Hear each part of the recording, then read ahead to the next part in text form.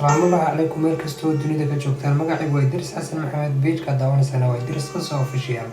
muuqaalka toddobaadka waxaan ku soo qaadan doonaa gabadhan yar oo wax waalid lahayn walaa hooyo walaa aabbo hase ahaatee kaligeed meelaha ku darxumaysan ama ku dhibaataysan muuqaalada si aan u soo badino fadlan page-keena ku soo biir oo like saar mahadsanid aan bilowno muuqaalka qisadan waxay ku saabsan tahay gabadhan yar oo wax waalid lahayn hase ahaatee hoos seexata meelaha baabuurta lagu baarkimo ee dhulka hoostiisa iyadoo ku faraxsan oo kartoonkeyga iska dhigata ayaa waxaa dhibaato ku haya ninka meesha ilaaliya oo u ogolaan inay meesha marnaba seexato oo lagu yidhi baabuurta ilaali kadib uu soo dul yimaadaa oo wuxuu ku yidhaa yaray meesha ka kac oo alaabtaada ka qaado kartoonkana meesha ka qaado intii gabadhani aad ayay ugu murugsan tahay dhibaatada haysata iyo ninkan aanan ku daynin meesha inay seexato runtii waa iskaga kacaysaa oo way iskaga ordaysaa meesha maadaama ninku uu ku leeyahay meesha mar dambe kuguma arki karayo runtii ninkan dhalinyarada isaga laftirkiisa waxaa loo dhiibay meesha kadib maalin iyadoo iska fadhida oo murugsan oo leh maanta haddii waalidkaaga joogi lahayn si unbad wax noqon lahayd ama haddii ay faamilkaaga garbaha kaa joogaan oo ku fikiraysa talo maanta haddaad waalid ahaan lahayd siday wax noqon lahaayeen waxaana waddada soo maraya sikadiisa gabadh iyo hooyadeed oo isla qusquslaya ama isla farfarxaya runtii way eegaysaa oo waxay eegaysaa hooyadan iyo gabadheedan sida iskula faraxsan yihiin oo waxay murugo ku abuuraysaa waalid la-aanta haysa gabadhan yar kadib gabadhii waxay isku dayaysaa ina bal gabadhan iyo inanteeda ay daawato inay hooyadan iyo gabadhan ay daawato ay wada socda ee isdhalay hooyaduna gabadheeda markastaba waxay ku ciyaarsiisaa meelahan gabadhanna markastaba way eegtaa oo waxay markasta niyadda gelisaa maanta haddii hooyada ay joogi lahayd ama faamilkaagu qof ka mida uu joogi lahaa waxaad u ciyaari lahayd sida gabadhan yar oo kale runtii maaha mid ka dhammaata oo markastaba way ag joogtaa waxayna isku dayaysaa si ay iyaduna ay bal ula ciyaarto waxay leedahay maxaa rabtaa waxay leedahay waxaan rabaa in aan miinajo meybay leedahay orodoo naga teg kadib gabadhii yaray way eryaysaa oo waxay ku leedahay orodoo naga teg runtii gabadhani dhibaato aad u daran ayaa haysataa oo waxay la yaaban tahay duniyadan ay keligeed ku tahay iyo naxariis la-aantan ummadda ka haysataa wayna iskaga tegaysaa gabadhii runtii kamaba qasna weynanteedii ayay ciyaarsiinaysaa gabadhii kalena xagga ayay soo istaagaysaa oo way fiirinaysaa gabadhan sida loo koolkoolinayo iyo iyada dhibaatada haysataa runtii hooyadani markastaba gabadheeda way daryeeshaa oo waxay keentaa meesha lagu ciyaaro ciyaalku ay ku ciyaaraan sida xadooqooyinka ama meelaha ay ciyaalku aada ugu ciyaaraan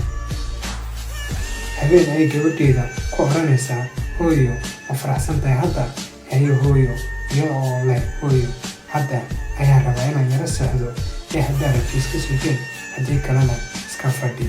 haye ayay leedahay hooyo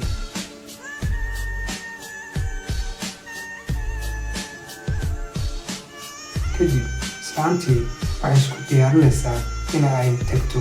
meesha hurdada ama sariirteeda ay tagto iyada oo gabadheedan aada ula faraxsan aadna ula sheekaysanaysaa ay ku leedahay hooyo baybay waan seexanayaa kadib gabadhii markaay seexato si lama filaana ayaa waxaa riyo ugu arkaysaa markii iyada iyo gabadheedu ay ku ciyaarayeen moobilka oo ay isku faraxsanaayeen ayaa waxaa lagu keenayaa riyo waxayna ku dhex arkaysaa riyadii isla gabadhii markii ay eryeysay way ku lahayd orodoo iga teg gabadhii yaray ee ay caydhinaysa ay ku lahayd orodoo iga teg runtii gabadhu way hurdaa ee waxani way ku riyoonaysaa iyo gabadhii yarayd ee sii jeeday ee murugadu haysatay kadib waxay ogaatay inay wax khaldan ay samaysay ama gabadhaa yari gabadh yar oo u baahana ama inay daryeesho ay ka rabto ay tahay kadib gabadhii hurdadii ayay kasoo boodaysaa oo waxay leedahay alla hoogay waa maxay riyadan aan arkay kadib madaxa ayay qabsanaysaa oo waxay leedahay runtii gabadha aan riyada ku arkay waa gabadh aad u dhibaataysan. Inanteediina meesha ayay iska fadhida oo waxay ku leedahay kaali hooyo bal. Kadib waxay is leedahay gabadhani talow miyayna cid haysan, miyayna dad faamili lahayn. iyadoo inanteeda dhundhunkanaysa ayay kadib tii yarayd markuu waagii bariyey waxay tagtay xabaashii ay ku aasnaayeen labadeeda waalid sida hooyadeed iyo aabbaheed. runtii gabadhani markastaba waxay timaadaa qabuurahan maadaama wax waalid ayna lahayn oo waalidiinteedii ay bartan ku duugan yihiin ama ay ku aasan yihiin. meeshan ayaa u ehelaa ama u ah wax kaste ay rabto qabuurahan waalidkeedu ku aasan yahay. kadib waxaa imaanaysaa gabadhii oo iyaduna u timid meesha in ay faamilkeega oo qabuuraha ku aasan ay soo siyaarato. waxayna u soo dhaqaaqaysaa xaggii ay ku aasnaayeen faamilkeedu. runtii waxay meesha ku arkaysaa gabadhii yareed ay eryeysay ay riyana ku arkaysay oo meesha fadhida iyadoo qubuurta faamilkeega wax ka guraysaa ama hagaajinaysaa ayaa waxay arkaysaa gabadhii yareed oo iyaduna meesha fadhida. runtii marka ay gabadha aragto ayaa waxay ku leedahay kaalay bal maxaa kugu dhacay, wayna u yeedhaysaa. kadib ayay uga sheekaynaysaa qisada. gabadh yahay waa maxaa meeshan ka soo duntay? waxay leedahay waalidkay ayaa meesha ku aasan, sidaa darteed ayaan u yimid. waxayna leedahay hadda wax waalida ma haysatid? waxay leedahay wax waalida ma haysto oo keliga ayaa ahayd. runtii gabadhii hal mar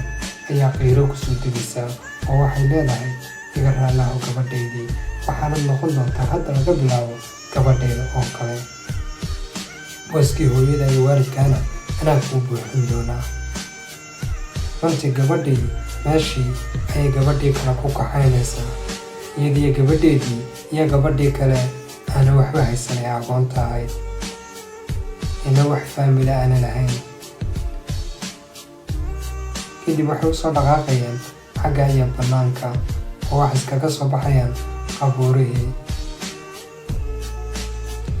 kadib gabadhii waxay keenaysaa guriga, waxayna leedahay gurigan ayaan ku wada noolaan doonaa haddi kadib. fadlan muuqaalkan hadduu yahay midku cajoog geliyey fadlan shaarka wala wadaaga asxaabta mahadsanid.